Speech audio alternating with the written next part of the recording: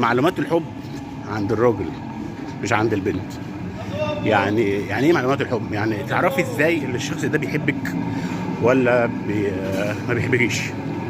يعني ايه يا عم احمد؟ فهمك انا حاجه. الشخص اللي بيحبك هيفضل يبص لك كتير، هيفضل في الراحه والجايه يركز عليك كتير، عايز يكلمك وبيلقلق في الكلام، عايز يقولك بحبك بس عايز يختبرك من بعيد. هتلاقيه دايما بيركز عليكي، دايما بيقولك محتاج حاجه. مش اي حد يقولك محتاج حاجه تيجي ما تبقوش عبط بقى، لا. الشخص اللي بيحبك هتلاقيه بيهتم بيكي بحاجات كتير انت مش واخده بالك منها. هتقولي ازاي يا عم احمد وتعملي لي كده؟ تقولي ازاي يلا انت بقى غصتني يلا ونرفزتني. اهدي اهدي. يعني ايه مش واخده بالي منها؟ اقول لك انا، يعني لما تيجي تلبسي حاجه ضيقه يقول لك ما الحاجه دي ضيقه،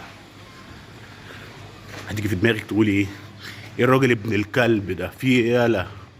طبعا انت مش عارفه اللي هو بيحبك. عبيطه طبعا. استنوني الجزء التاني.